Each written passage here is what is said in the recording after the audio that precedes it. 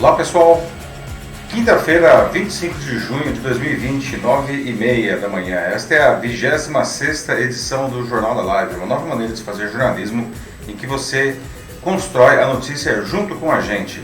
Meu nome é Paulo Silvestre, sou consultor de mídia, cultura e transformação digital e vou conduzir o debate aqui hoje. Junto comigo está o Matheus. E aí, gente, tudo bem? Bom dia. O Matheus, como sempre, vai participar comentando as notícias e também gerenciando os comentários de vocês. Lembrando que para participar do Jornal da Live é muito simples, basta você deixar os seus comentários aqui embaixo enquanto a edição está acontecendo ao vivo aqui no LinkedIn.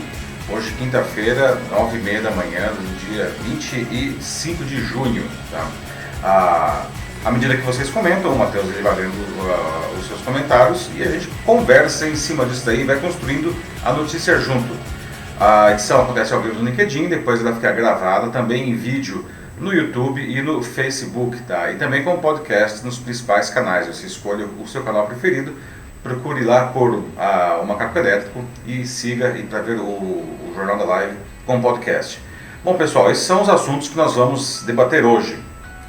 Como os casos e mortes pelo Covid-19 batendo recordes, será que a gente vai ter que fechar as empresas de novo? Será que as empresas aguentam isso? E como é que fica a saúde pública? Se os testes de farmácia dão tantos resultados falsos, vocês sabiam disso daí? Para que eles servem, afinal de contas? Quem deve fazer os testes rápidos na farmácia? Por que o ex-ministro da Educação, Abraham Weintraub, viajou às pressas aos Estados Unidos? O que será que aconteceu, hein? E como que o isolamento alterou a nossa relação com a comida? E de uma maneira positiva. Você mudou a maneira que você come e como você prepara os seus alimentos durante a pandemia?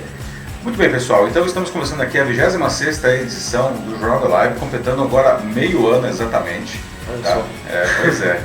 E para começar o nosso debate hoje, a nossa edição, vamos conversar sobre uma decisão que governos estaduais e municipais estão tomando e que afeta profundamente cada um de nós, e sobre qual cada um de nós, aliás, deve se posicionar também, que é a reabertura da economia aí após a pandemia, ou na verdade, dentro da pandemia. E o risco de termos de fechar tudo de novo, tá? Porque os novos casos e as mortes pelo Covid-19 estão batendo recordes dia após dia aqui no país, praticamente em todas as regiões do país. A questão é, já pensou se a gente tem que fechar de novo por conta disso? Será que as empresas aguentam? Será que as pessoas aguentam? Por outro lado, como é que fica a saúde pública se o distanciamento social continuar sendo relaxado? Se você estava confinado em casa, você já voltou a trabalhar na sua empresa? E como que você está fazendo suas compras? Você voltou a fazer as compras na rua? Em resumo, o que você acha que a gente precisa fazer nesse momento?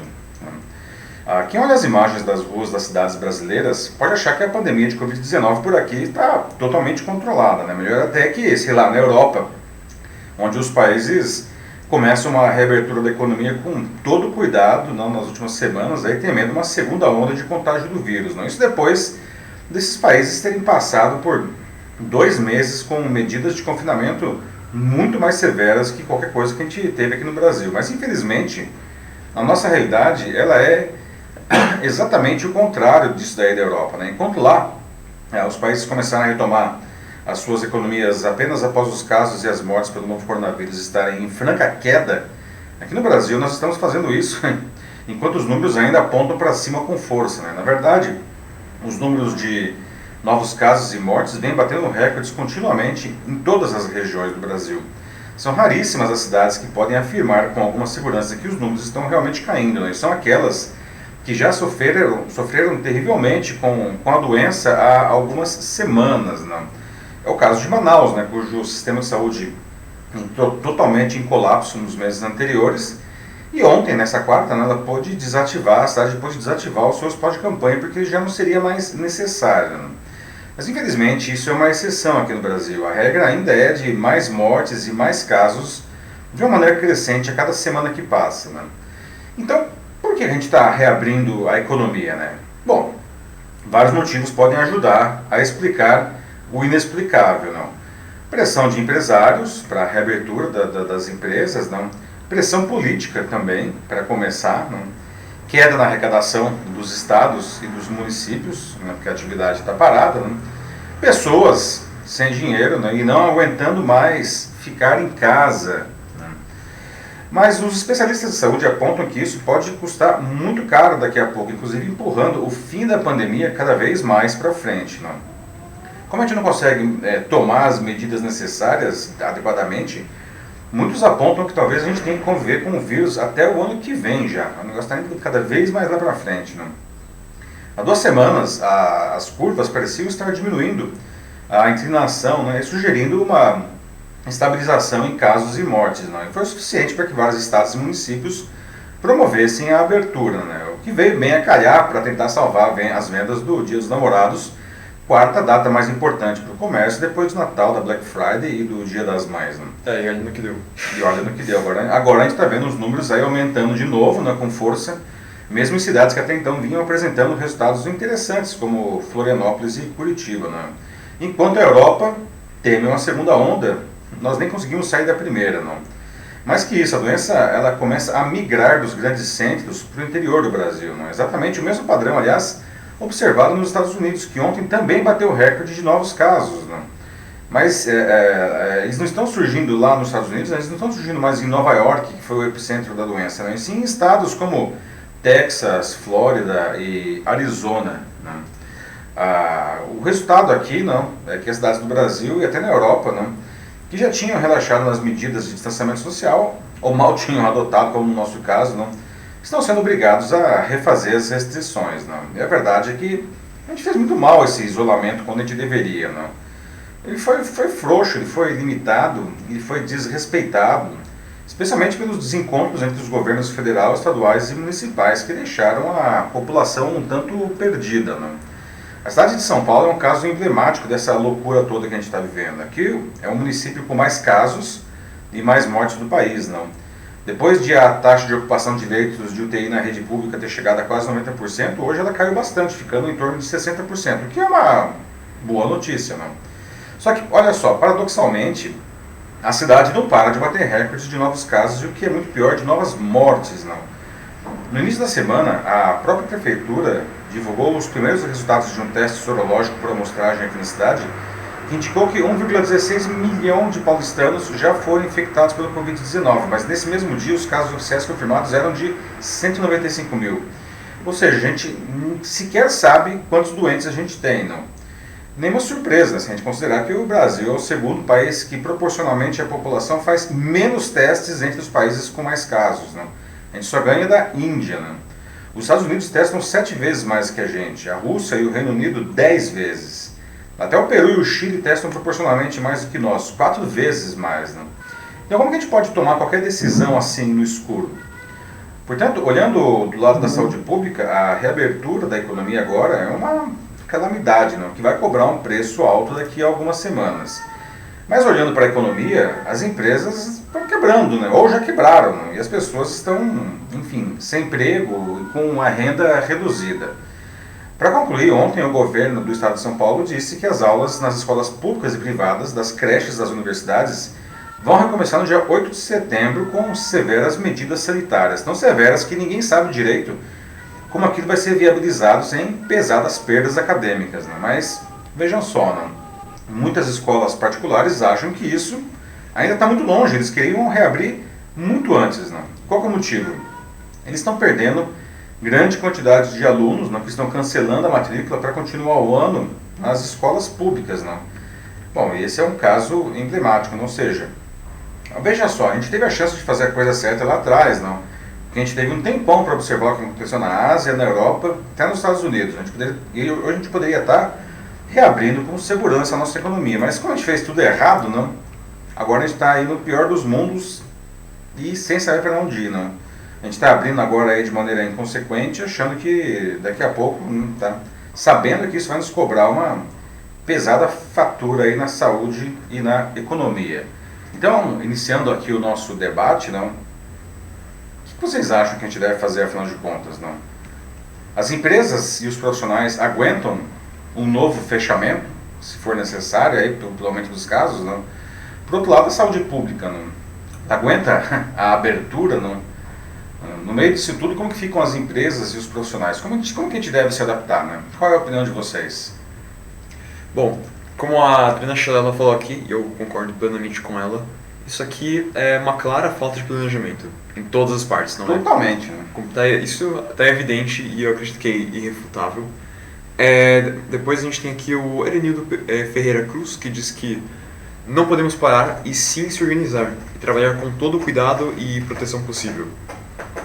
Que é de fato um medo, né? Assim, uma necessidade assim, de muitos. Algumas pessoas realmente não têm como parar de trabalhar, e que é um assunto que a gente já discutiu antes, né? Pessoas que não têm como ficar no isolamento. Então como que fica nesse caso? Pois é, Erenildo, né? Erenildo, bom, sim. Primeiro a Adriana falou aí, não, que é uma falta de planejamento, evidente falta de planejamento, escandaloso, não, a situação que a gente chegou,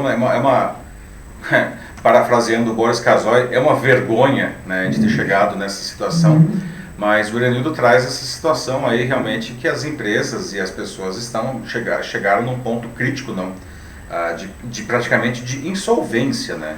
E, aliás, isso é uma outra característica do Brasil em relação à Europa, principalmente, mas aos Estados Unidos também.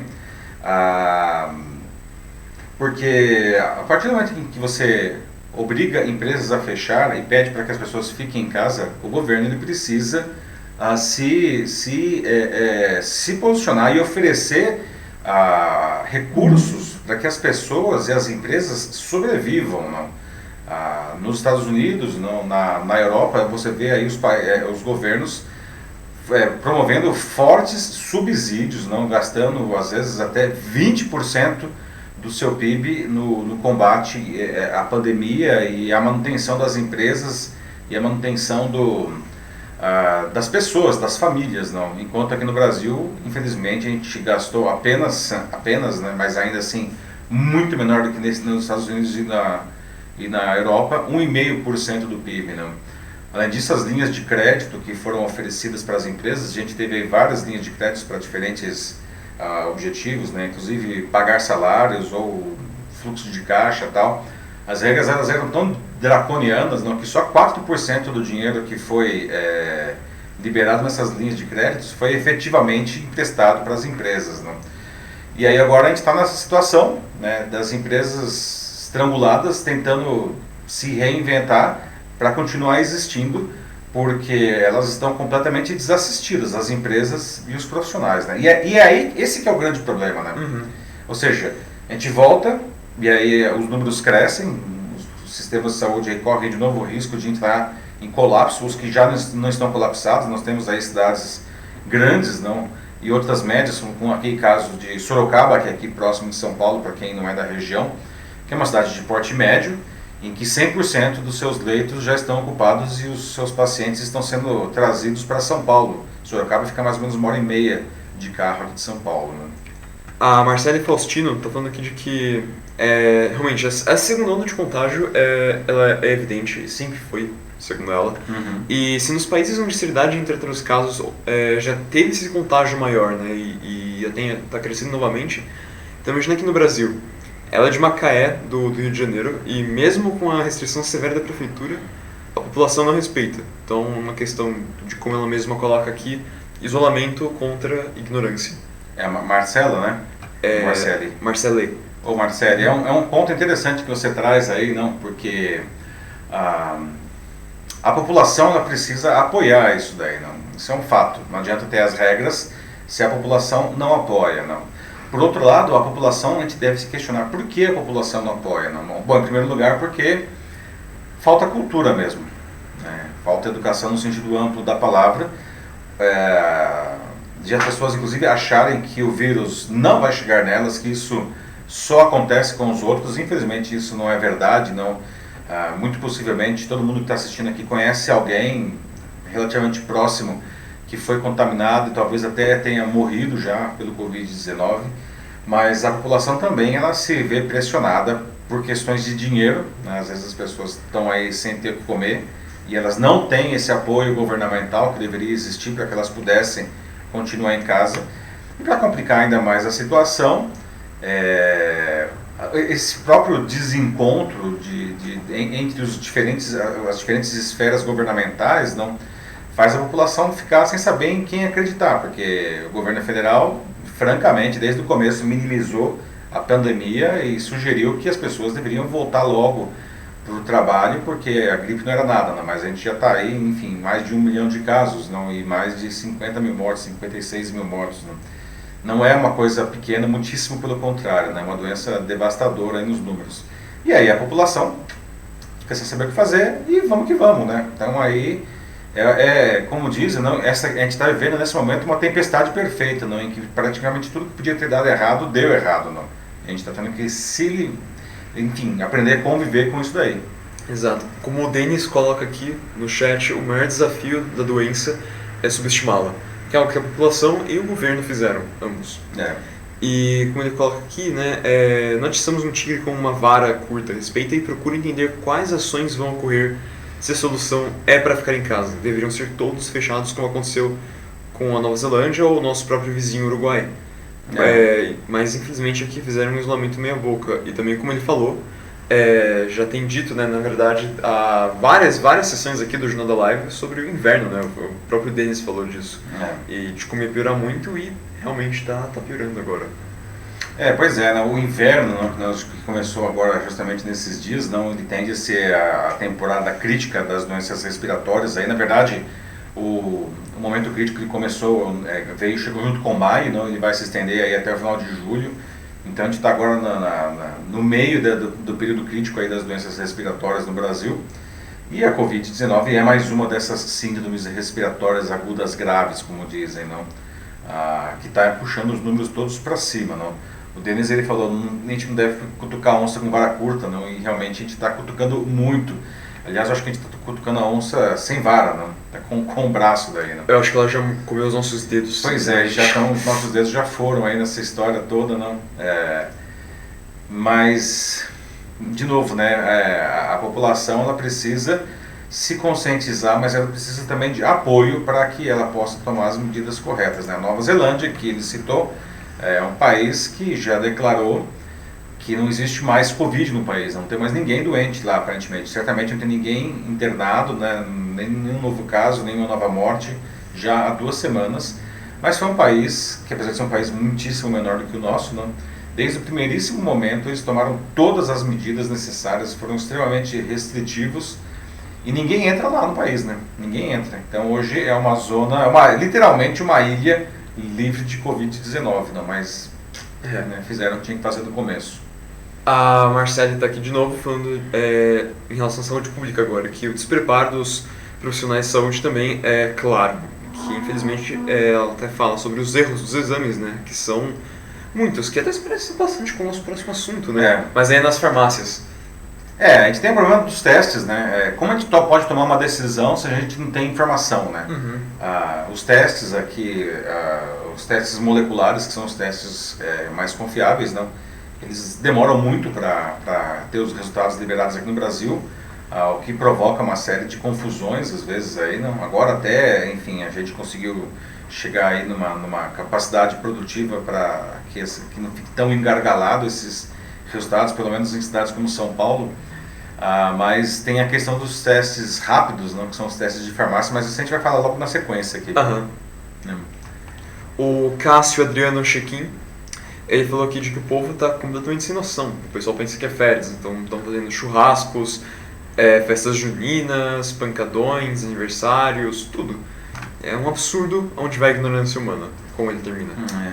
Esse é o grande problema, né? Uma coisa é a pessoa se ver obrigada a ir trabalhar, né? Porque, enfim, o cara não tem opção. Outra coisa é você fazer um churrasco, né? Fazer uma festa, né? Isso inclusive a gente tem visto alguns casos de famosos, não? Fazendo festas, né? Teve o caso da Pugliese, foi da Pugliese, né? Foi da Pugliese, sim.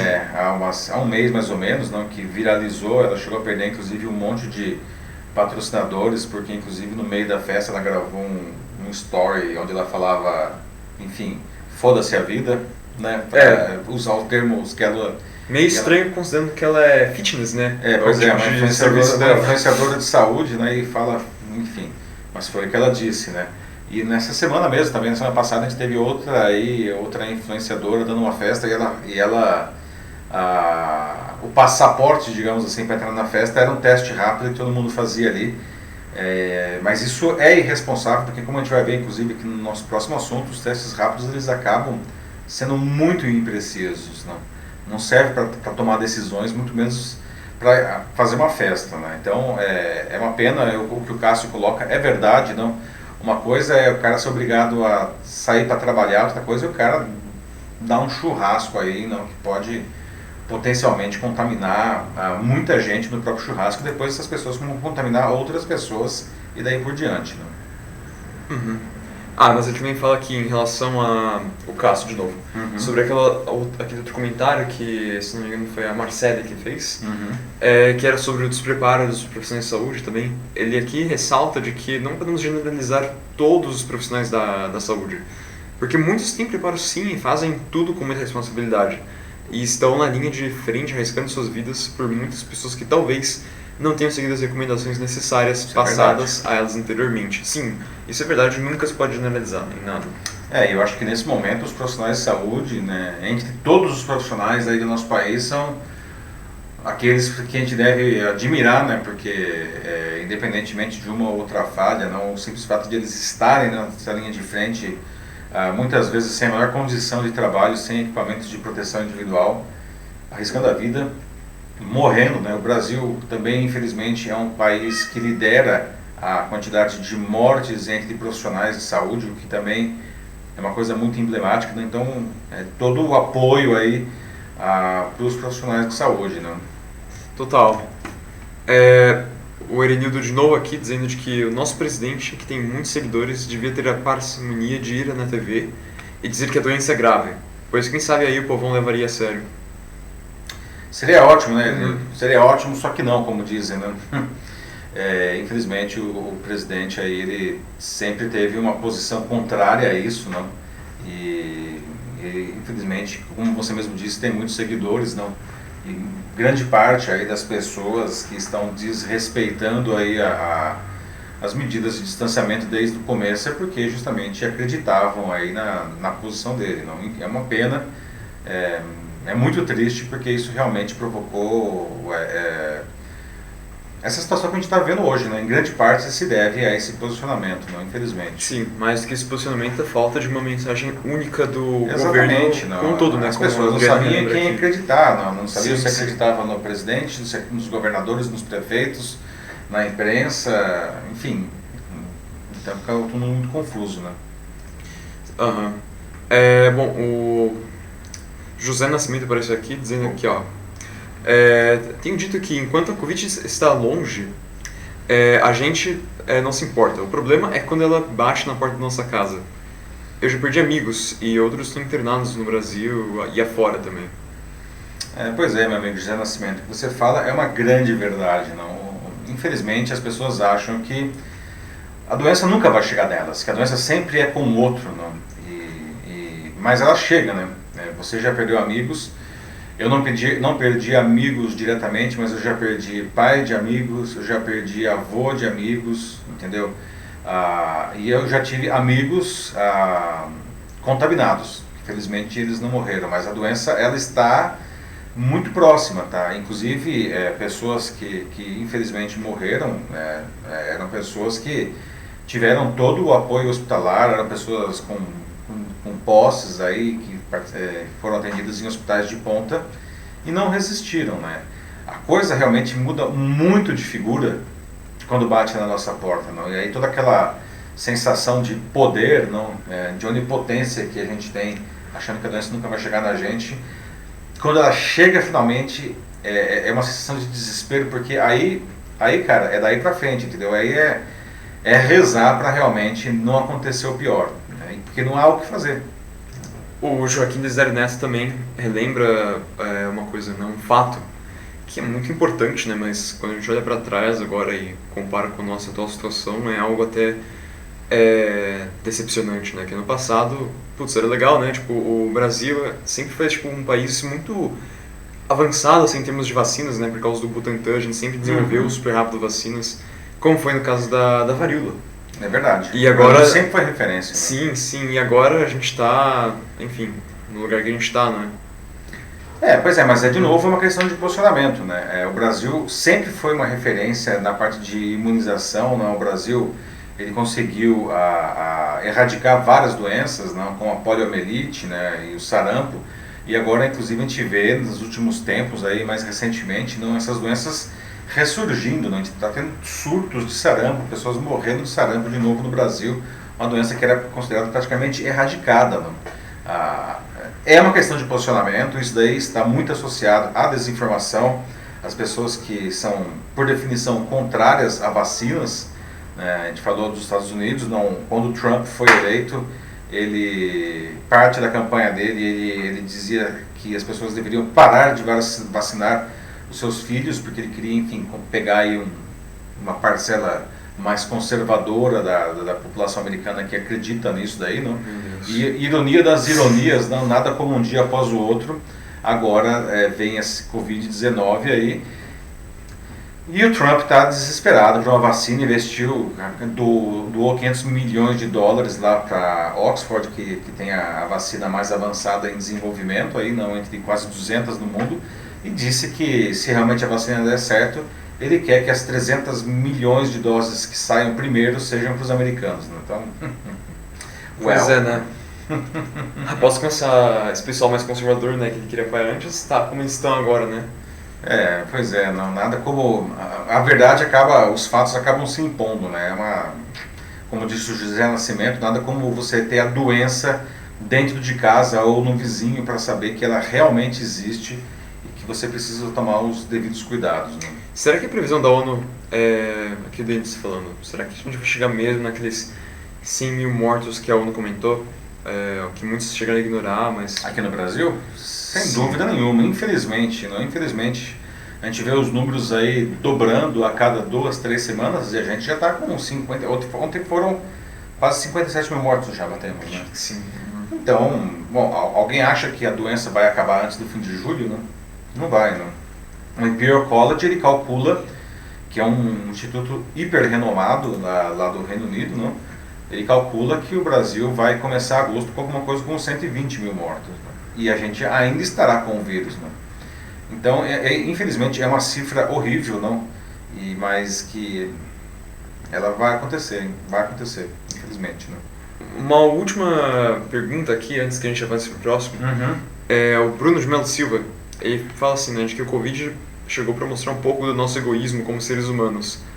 Nos prevenir e nos proteger hoje não diz respeito só a nós. É verdade. E aí a pergunta que ele faz é a seguinte: faz sentido irmos aos shoppings e restaurantes inclusive que vão abrir aqui em São Paulo a partir de segunda-feira, junto de bares? Pois é. Sendo que podemos fazer pedidos online e eles funcionam relativamente bem? Excelente pergunta, né, Bruno? Para a gente encerrar esse primeiro bloco de discussão aqui. Se você for pensar racionalmente, não faz o menor sentido, não. Por que você vai arriscar um contágio num shopping, num restaurante, se você pode pedir desse mesmo restaurante a comida por aplicativo ou ligando para o restaurante mesmo, não? Não faz sentido, mas a gente tem que levar em consideração outras coisas, não? As pessoas estão pirando em casa, né? São 90 dias já trancados, né? E isso realmente a gente está vendo aí um aumento crescente, intenso de casos de doenças como ansiedade e depressão, né? Porque as pessoas não aguentam mais ficar em casa. Então, a partir do momento em que existe uma abertura, o pessoal sai, parece estouro da boiada, não? Abriu a porteira e sai todo mundo correndo, que é uma loucura, não? É explicável, mas é completamente irracional, né? Não faz o menor sentido. Eu acho que as pessoas, inclusive, se elas querem ir para o restaurante, não, apoiem os restaurantes pedindo comida desses mesmos restaurantes, tá? Porque assim eles, enfim, conseguem manter o seu negócio, não? E as pessoas, enfim, não ficam aí com um risco de contágio, né? Sim. Vamos para o próximo assunto? Que, aliás, é uma continuação praticamente, né? Já que a gente está falando aqui de problemas causados pela baixa testagem, não? Vamos falar de testes, não? Os testes rápidos de Covid-19, aqueles que são feitos na farmácia, não? Até em estacionamentos de shopping a gente tem visto esses testes e estão totalmente na moda, não? O motivo é que as pessoas elas querem saber se elas já tiveram, né, a doença para, em caso positivo, voltar a levar uma vida normal, né, como se nada tivesse acontecido. Seria ótimo isso daí, né, se não fosse o fato de que esses testes apresentam um alto índice de falhas, né, tanto os falsos negativos quanto falsos positivos, né. Aí você pode perguntar, ué, mas se é assim, não, para que servem esses testes? E esses testes às vezes custam R$300, não? Por que você vai pagar R$300 em um teste que pode dar errado, não? Pode me dar uma informação equivocada, não? Dá para retomar a vida a partir dos resultados desses exames? É uma grande questão que se coloca, não? Aliás, alguém aqui, né, vocês que estão nos assistindo, vocês já fizeram algum desses testes rápidos de farmácia? Não o teste molecular, que é mais confiável. Esses testes que são feitos na farmácia mesmo, faz um furinho no dedo lá e sai rápido, não? Alguém aqui fez? Não? Qual foi o resultado? E, enfim, o que você fez com essa informação, né? Se por um lado o Brasil testa pouco, como a gente acabou de falar aqui, não, é um dos países que menos testa, não. Por outro lado, não, é um dos países em que os testes de laboratório moleculares dão resultados mais positivos, não. De todos os testes feitos aqui, 46% dos testes dão positivo. Só para vocês terem uma ideia, nos Estados Unidos essa taxa é de apenas 3%. Não.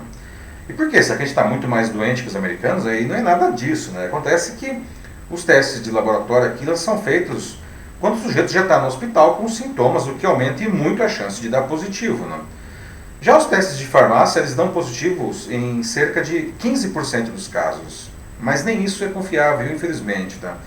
O teste rápido de farmácia é feito com uma gota de sangue coletada por um furo na ponta do dedo. E o resultado sai em alguns minutos, e realmente é rápido. É uma fotografia das reações do organismo diante da doença. Não? Se a pessoa foi infectada, ela desenvolve anticorpos. Os anticorpos chamados de IgM são os primeiros a serem produzidos, podendo ser detectados a partir do 7º dia do início dos sintomas. Depois aumentam os anticorpos do tipo IgG. O problema é que se a pessoa estiver no início da infecção, o teste pode simplesmente não detectar os anticorpos, não o suficiente pelo menos, e apresentar um falso negativo para alguém que está contaminado, e portanto essa pessoa está disseminando o vírus, inclusive. Não? Os falsos positivos acontecem quando os testes identificam anticorpos que estão sendo, na verdade, produzidos pelo organismo em relação a outros coronavírus. Né? O Covid-19 não é o único coronavírus que está rodando por aí. Ou seja, o sujeito ele pode achar que já teve o Covid-19 e, na verdade, ele não teve. Tá? Ou seja, os testes rápidos de farmácia eles devem ser usados apenas como uma medida auxiliar, não? E só depois de terem passado 7 dias do início de sintomas de um possível contágio pelo Covid-19. E mesmo assim, não, eles não são seguros para alguém tomar decisões da sua vida. Não? Por isso, se alguém quiser fazer um teste e para decidir se pode levar uma vida normal, digamos assim, não, precisam ser feitos tais dos testes moleculares, não, o RT-PCR, não, que eles demoram um pouco mais, uns 2 dias aí, mas eles são muito mais precisos. Tá? Então, e agora? Né? Queria perguntar então para vocês aqui, não? Dá para retomar a nossa vida a partir dos resultados aí desses testes rápidos? Né? Vocês já fizeram não? Algum desses testes? O que deu? Né? E aí, o que aconteceu depois que vocês fizeram o teste? A Adriana do Amaral está chamando isso de indústria do teste, porque ela fala algo que também é uma preocupação minha. Nós sabemos tão pouco sobre a Covid-19 ainda, tanto que né, a gente nem sabe se alguém que pega a doença pode contraí-la mais uma vez. Uhum. Né? E aí, como que fica isso? É verdade, né? É uma indústria mesmo, Adriana, porque os testes, como eu falei, eles são caros, não? No mínimo R$200, não? Às vezes eu já cheguei a ver testes aí, na verdade tem 200 testes diferentes aí já disponíveis no Brasil, aprovados pela Anvisa. Não? Cheguei a ver testes aí que custam R$400. Né? E aí as pessoas elas querem... O teste ele vira quase como se fosse um passaporte, não? Um carimbo, né? Do tipo, eu tive Covid e sobrevivi, e agora eu posso fazer o que eu quiser na minha vida, alegria, festas e... Não é isso. Já pode escrever isso numa camiseta também. Pois é, eu tive Covid e sobrevivi. Aliás, né? Daqui a pouco essa camiseta vai aparecer por aí mesmo, aí nos melhores camelôs, né? Isso é verdade. Então, assim, já foram feitos, se eu não me engano, 70 mil testes desses testes rápidos aqui no Brasil, né? Aí você faz a conta, né? 70 mil vezes R$ 200, que é o teste mais barato, já é uma grana considerável, né? E esses testes vão aumentar muito mais ainda, né? O volume deles, não. Mas infelizmente, não, as pessoas fazem isso na expectativa de ganhar esse certificado de cidadão livre de Covid, né? Seria ótimo se fosse verdade, não? Porque realmente se esses testes eles fossem absolutamente confiáveis, seria ótimo, porque você testa e fala, nossa, eu já posso seguir a minha vida, né? Mas não é assim, infelizmente. Olha, a Márcia Regina traz aqui um caso dela mesmo com esses testes. Diz que em relação a essa testagem rápida, alguém próximo a ela fez o teste e no dia que fez, deu negativo. Então, essa pessoa próxima dela foi no outro dia visitar um cliente a trabalho e ela teve que fazer o teste novamente e lá, veja só, deu positivo. Mesmo teste de farmácia. Então ela fala de como isso é super falho e ela mesma também já fez o teste e quando ela fez, estando com sintomas de Covid, deu negativo. Mas, Márcia, será que você estava mesmo? Você chegou a fazer um teste molecular depois, não? É um negócio que você começa a questionar todo o processo do teste, né? Poxa vida, né? Eu estou fazendo esse teste para quê, no final das contas? Não é confiável, não? E esse caso da sua amiga aí é muito emblemático, não? E aquilo que eu falei, um dos principais problemas causadores aí dos falsos negativos é justamente o fato de as pessoas, assim que tem algum sintoma, vai lá e testa. Só que, de novo, né, o organismo ele demora 7 dias para começar a produzir um volume de anticorpos suficientes para que os testes consigam identificar com um pouco mais de segurança, né? Se a pessoa faz o teste com 5 dias, com 4 dias, como acontece, a chance de dar um falso negativo é imensa, né? Nem adianta ir lá fazer o teste com menos de uma semana com os sintomas, né? Ó, o Joaquim de novo aqui, e ele aqui diz que está em Setúbal, território português, e lá estão aumentando os casos de Covid. Isso é porque as pessoas estão saindo agora, mesmo sendo verão, né? E lá a situação já deveria estar um pouco melhor. E adivinha, estão indo para os bares. Portugal já está na terceira fase, a gente conversou sobre isso na semana passada aqui, não? A Rosemary aí estava aqui, que também é de Portugal, estava falando que Portugal já está entrando no terceiro nível, né? De relaxar as medidas. Em Portugal que teve até um resultado bastante interessante aí no combate, né, à pandemia, né, muito diferente da sua vizinha Espanha, que foi uma catástrofe, não? Mas hoje em Portugal começa a ver de novo os casos subindo e tem um surto aí em Lisboa, não, que parece que está meio difícil de controlar. E olha só que ironia, não? Agora fiquei sabendo ontem que a Espanha está restringindo a entrada de cidadãos portugueses, não? A Espanha, né, que teve todo aquele problema lá, agora está restringindo a entrada de portugueses, né, por conta desse surto que está lá, né? Realmente não tem jeito, né? Você abre a economia e você tem que estar preparado para lidar com o crescimento dos casos, né? O Denis voltou aqui no chat, está falando agora sobre uma preocupação que ele tem com essa volta às aulas, né, marcada para setembro. As escolas públicas estão dizendo, né, setembro dia 8 e as particulares dizem, não concordamos com isso, faremos antes, voltaremos em agosto, né? Ele está preocupado com isso, né, com essa volta às aulas, como ensinar uma criança a ficar com máscara dentro da sala de aula e como será esse monitoramento. Então, né, concordo aqui, Denis, parece muito improvável também, e bato na tecla, façam um novo planejamento e coloquem 2 anos em um no ano de 2021. Ele continuou, já fui coordenador de cursos técnicos, tudo é possível, basta organizar certinho. Inicia janeiro a junho e depois julho a dezembro. Não perde o ano, ganha 2, mas sem arriscar as crianças e famílias. Pois é, né, Denis? Eu, como professor, também eu fico questionando, né, como que seria, do ponto de vista pedagógico, essa entrada aí. Difícil demais, realmente, fazer uma criança ficar 6 horas com máscara, né, no caso de crianças. Ainda mais sem chegar perto dos amigos durante o intervalo. É verdade, né? Não pode brincar com os amiguinhos, né, nem ficar perto na sala de aula, nem no intervalo, né? Mas também, pelas regras aqui, pelo menos do governo do estado de São Paulo, que foram liberadas ontem, não? as escolas elas só vão poder ter 35% das turmas por vez, não, para justamente ter o espaço na sala de aula preservado. E aí teria um ensino híbrido, não, ou seja, uma parte vai continuar sendo feita online e o resto presencial. A questão é, quem vai ficar na sala de aula, né? A ideia é que, segundo o governo, todo aluno vá pelo menos uma vez por semana na sala de aula. A questão é, quem vai ver que aula em que dia, não? Ou seja, vai ter um desequilíbrio completo aí, né? Cada aluno vai ver uma coisa diferente, não? Sim, e tem que bater com os horários dos professores também. Assim, o dia continua tendo só 24 horas, não, os professores continuam sendo um só e a escola não vai construir 3 vezes a quantidade de salas, não existe isso. Então, não consigo entender ainda como que isso vai acontecer. Mas as escolas particulares estão aí por uma questão do negócio, não, querendo abrir antes. Não sei o que vai acontecer. Eu gostaria muito de ter essa resposta. Não tenho essa resposta. E não vejo como alguém pode bater com absoluta certeza de que tem uma resposta de como garantir totalmente a segurança e a qualidade pedagógica. Não vai acontecer, assim. A Ana Paula Bielinski diz que não há garantia de imunidade. Estudos mostram que os que tiveram com menos gravidade ficam só imunes por 3 meses. Uhum. Não é orelhada. Mas, fica aí uma informação, né, interessante para se checar depois, né?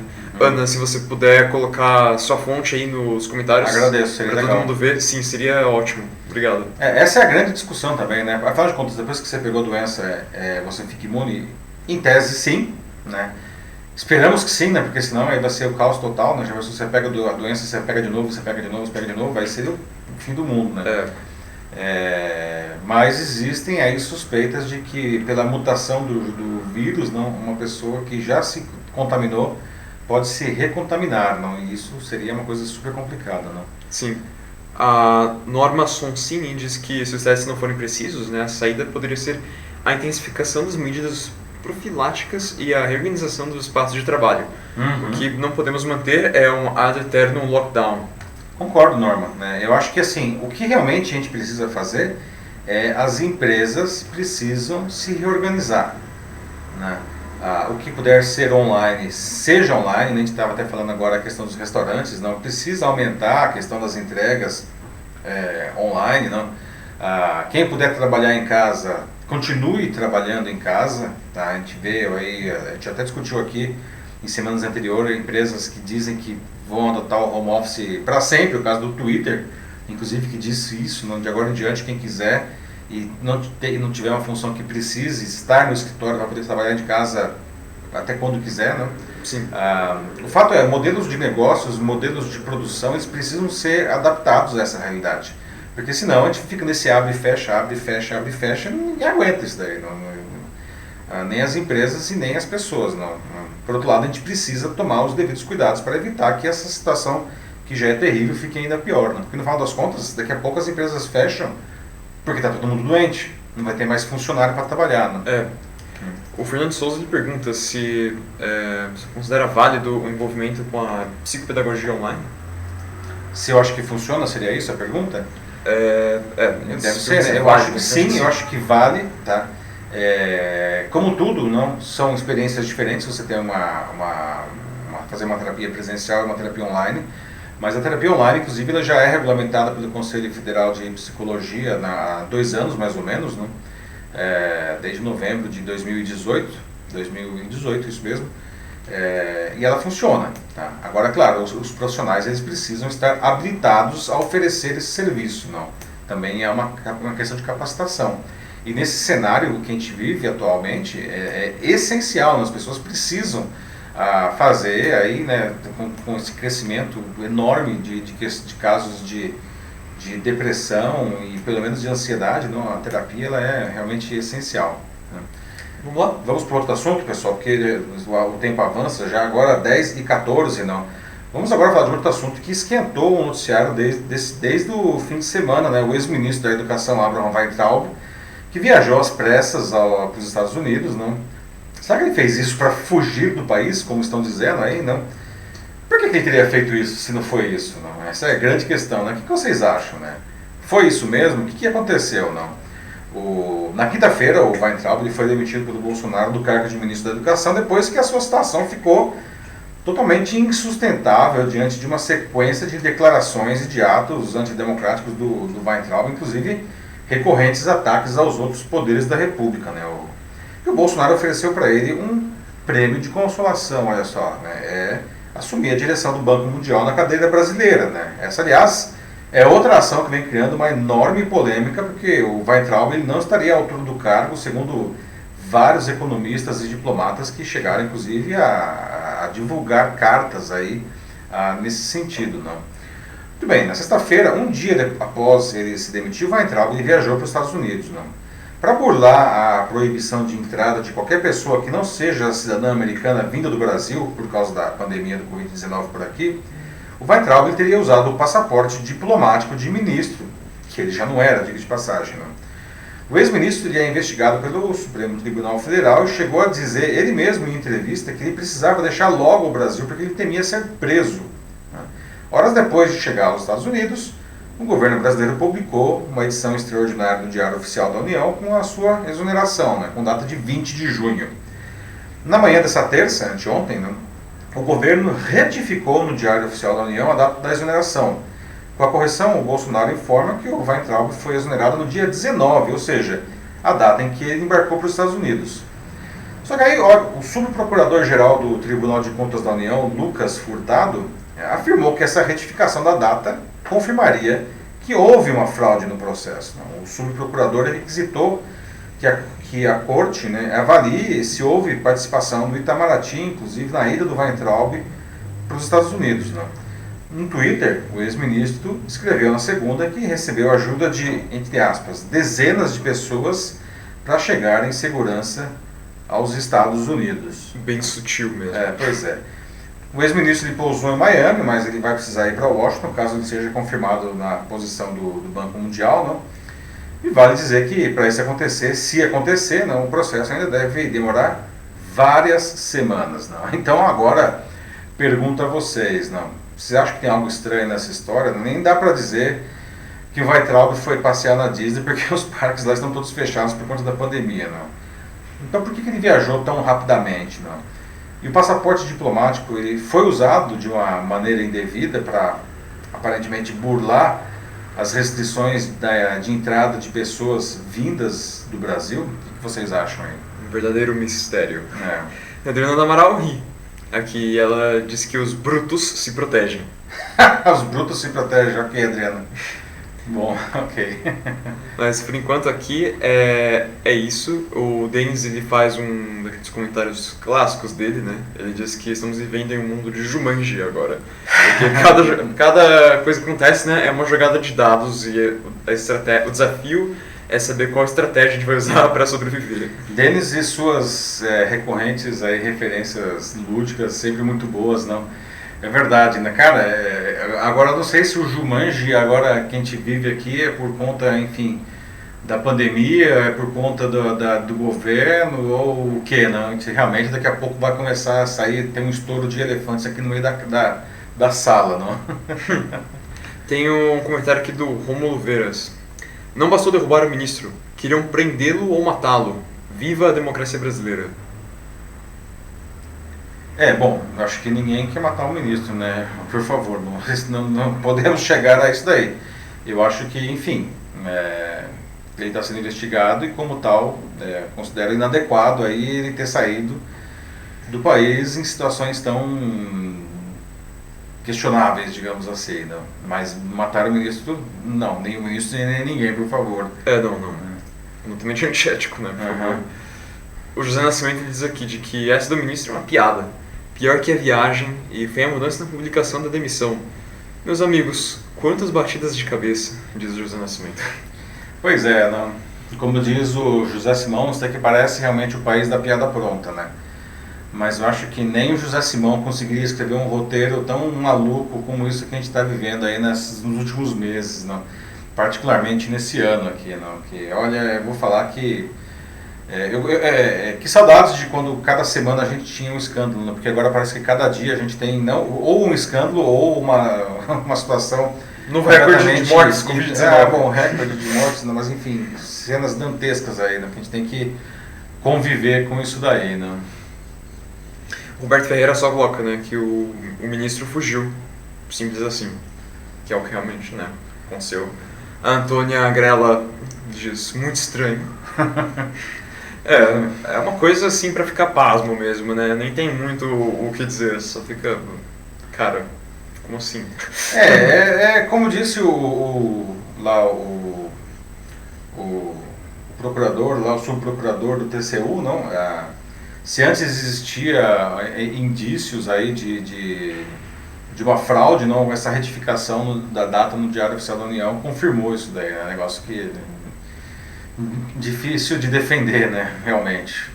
O Joaquim Desidério, né, que tá falando lá de Portugal, ele disse que aqui na Europa, pelo menos, o Brasil está se tornando o país da comédia. Que bom, a gente é meme agora. Como se já não fosse antes, né, agora a gente é meme por um motivo ruim. Tudo é brincadeira, tudo é comédia política, e isso é ruim, viu? Você é muito ruim pra todos nós aqui. Caraca. Pois é, não. O Brasil infelizmente virou um pária da sociedade e infelizmente não é só comédia, não. Anteontem um grupo de investidores de vários países europeus, inclusive Alemanha, Inglaterra, França, além de Japão e Estados Unidos, declararam oficialmente em uma carta que vão retirar os seus investimentos do Brasil por conta do mau manejo do governo federal nas questões ambientais, e que se realmente o governo não demonstrar claramente e sem rodeios que ele está modificando a sua postura, esse dinheiro realmente vai deixar de vir para o Brasil, né? Não é a primeira vez que isso aconteceu, já perdemos investimentos, inclusive pelo mesmo tema, que é o tema ambiental, né? E continuamos perdendo, não? E não se engane, tá? O mundo está de olho na gente, não? Esse grupo de investidores aí, eles colocaram na carta detalhes bastante evidentes do que está acontecendo no país, não? Então, realmente a nossa imagem nunca esteve tão ruim lá fora, não? É uma pena. Saudades do tempo que a gente era lembrado só pelo carnaval e pelo futebol, não? Que saudades. E pela Garota de Ipanema. E pela Garota de Ipanema, né? Exatamente. A Norma Sonsini disse que há quem diga que o ex-ministro está lá para levantar informações. Informações, mas quais seriam as informações? Não sei. É triste ver que a educação está à deriva, né? Como ela conclui aqui. Bom, isso é um fato, né? Uhum. Além de tudo, né, a gente vê que a educação brasileira, há um ano e meio, não é só cabeçada. Há um ano e meio, realmente a educação brasileira está totalmente entregue, aliás, não entregue, né? Desentregue, né? Só a gente só vê medidas completamente desconexas, equivocadas. Nada foi feito em um ano e meio, pelo menos nada positivo, né? Um monte de coisas negativas foram feitas na educação brasileira em um ano e meio, infelizmente. É uma das áreas que a gente está sofrendo mais, justamente uma das áreas mais importantes aí para o Brasil, né? Sim. Vamos para outro assunto? Sim. Pessoal, agora, né, depois de um assunto um tanto indigesto aí, né, vamos falar de algo que dá prazer, não vamos falar de comida. As regras de distanciamento social, né, que trancaram tantas pessoas em casa, não provocaram muitas sensações ruins, né, mas tem algo interessante que surgiu disso, né. Para muita gente, o isolamento alterou a sua relação com a comida, né, e de um jeito bom, né. Pergunto a vocês, né, vocês têm cozinhado, né, ou cozinhado mais, ou cozinhado coisas diferentes nesse período de distanciamento social, né? A cozinha, ela se tornou talvez uma experiência da família, ou pelo menos a sua experiência aí em casa, né? Os horários das suas refeições mudaram, sim, porque isso também está sendo observado, né? Será que isso pode impactar o negócio dos restaurantes quando tudo, enfim, voltar aí a reabrir, né? Passeando pelas redes sociais, especialmente o Instagram, você deve encontrar um monte de fotos de seus amigos com pratos de comida, pães, bolos, não? E outras gostosuras que eles começaram a fazer durante a pandemia, né? E que exibem com orgulho para o mundo, não? O fato é que o excesso de tempo e de energia que muitos estão tendo nesse período foi canalizado para a cozinha, não? Muita gente perdeu o medo de cozinhar ou decidiu cozinhar ainda mais, não? E até fazer coisas mais elaboradas, não? De uma atividade necessária, simplesmente, cozinhar se tornou uma terapia para muitos, não? E até um evento familiar para alguns, não? Há ainda prazer em fazer e compartilhar comida, que aliás é uma coisa ancestral no ser humano, né? E a cozinha às vezes até se torna um local de reunir as pessoas da casa para conversar, ouvir música ao redor do fogão, né? Cozinhar se tornou um ato de união da família e de casais em muitos casos. Ele começa ainda no planejamento do cardápio, passa pela compra dos ingredientes, pelo preparo, né? E até evidentemente comer junto. Bom, depois lavar os pratos também, né? Para os que moram sozinhos, uma coisa que a gente vê também é que o pessoal está cozinhando online, não? Exibindo o processo e compartilhando os seus resultados, não? E os pratos vão desde o trivial, né, a coisas até bem elaboradas, passando por pães e bolos, que aliás são as estrelas aí desse processo, né? É verdade que nem sempre dá certo, não? Especialmente para os cozinheiros de primeira viagem, vale a tentativa e o erro, mas enfim, até isso daí é diversão, né? Sem falar que muitas receitas da internet, que parecem muito simples, se tornam verdadeiros desafios aí para alguns, né? Então, mas tudo vale a pena quando o prato não é pequeno, né? E você tem cozinhado aí mais ou coisas diferentes aí nesse período de distanciamento social, né? A cozinha se tornou uma amiga sua, né? Virou uma experiência doméstica, uma experiência da família, né? Você compartilha seus pratos aí, compartilha receitas talvez na internet, né? Você continua comendo no mesmo horário, né? Enfim, se você realmente está cozinhando mais agora, será que quando tudo voltar aí a reabrir, você vai continuar cozinhando aí, não? Um novo hobby, realmente. A Adriana do Amaral disse que ir pra feira é o escape semanal dela. Pois é, ir pra feira virou realmente passeio para muita gente, não? Sim. Vai comprar os ingredientes aí, né? O Roberto Ferreira voltou aqui e disse que comida caseira é mais saudável, econômico e prazeroso também, né? Um tempo bom de se passar com quem você ama aqui. É verdade, isso é verdade, né? É uma parte boa aí, não? As pessoas estão comendo melhor, não? Pelo menos as que sabem cozinhar, não? Mas de uma maneira geral, é verdade, você tem uma comida mais saudável em casa, né? Com ingredientes mais selecionados, não? E tudo mais, não? Isso é um ponto interessante. É o Roberto que falou? Roberto. O Roberto, é isso mesmo, né? Muito bem colocado. Infelizmente sem o Big Mac. Pois é, o Big Mac aí, né? Não está incluso. Quem quiser comer Big Mac ainda dá pra pedir, não tem problema, né? É verdade. A Adriana disse que a dureza só é o processo de desinfecção dos alimentos.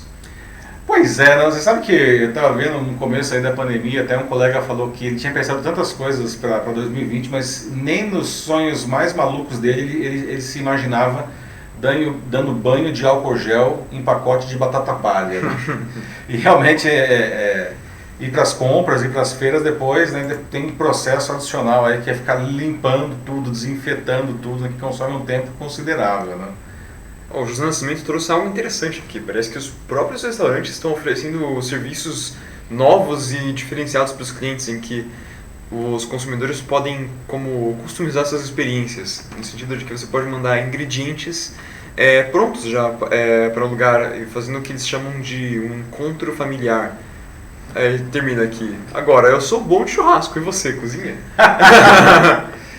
Cozinho, mas faz tempo que eu não cozinho, tenho que admitir, Nascimento. Mas assim, eu conheço o seu churrasco aí, realmente, né? Já tive a oportunidade aí com a família de estar na sua casa. Muito bom, gostei, aliás, foi um dia memorável, tá? Mas é interessante esse negócio aí dos restaurantes, não? E os restaurantes também estão se reinventando, né? Inclusive, restaurantes aqui em São Paulo de alta gastronomia que tiveram que criar uma nova experiência, entregar, por exemplo, os pratos pré-prontos e entregues em embalagens sofisticadas para preservar as características do alimento, para que as pessoas, quando chegam nesses pratos, elas concluam, né, elas montem o prato em casa. Não deixa de ser uma experiência interessante. Tem um ponto legal que você traz. Os restaurantes também estão se readaptando, se reinventando a essa realidade, né? Mais um aqui querendo uma receita sua, pai. O Denis também pergunta, né? Se tem uma receita especial para compartilhar com o público. Vou pensar em alguma receita e vou colocar aqui nos comentários. Pode deixar, fica a promessa aí. Vou pensar em uma receita para colocar aqui. Sim. Já até sei o que eu vou fazer. Um negócio que, aliás, tem uma ótima época para fazer, que é fundir. Fundir é um negócio que eu faço, hein? E não é aquele fundir lá de comprar pronto e ficar só jogando a panela, não. Negócio direitinho, lá cortando os queijos certos. Vou colocar a receita aí nos comentários. Ai, uma dica boa. A Olga Oliveira fala de que permanece sem intimidade com a cozinha. Tem a sorte grande por ter uma filha que ama culinária. Risos. Cria uma mini horta para ajudar com temperos frescos. Até tomate plantei. Muito bem, Olga, né? Cada um contribui da sua maneira, né? Você com a horta e a sua filha com a cozinha, né? Essa aí não deixa de ser uma experiência familiar interessante, né? A Norma Sonsini também fala aqui de que onde ela mora, as vizinhas estão trocando receitas entre si, trocando alimentos, comida virou uma forma de compartilhar afeto no lugar de contato físico. É legal isso daí, né? Isso é verdade, não? Porque realmente, como eu falei, não, cozinhar e compartilhar alimento é uma coisa que faz parte da gente, não faz parte do ser humano. Você pode ter até observar referências em diferentes religiões em que o compartilhamento da comida, o compartilhamento do pão aparece com força. Não? Isso faz parte da nossa natureza e é muito legal observar que em grupos aí controlados, digamos assim, para evitar contágio, não, como vizinhos que estão todos isolados, aí não, é possível fazer esse tipo de compartilhamento com segurança e isso é muito interessante de se ver e realmente está acontecendo. É uma boa contribuição aí. Sim. De novo aqui falando, nossa, o Adriano voltou aqui e o Denis agora também sobre o seu fundi aí.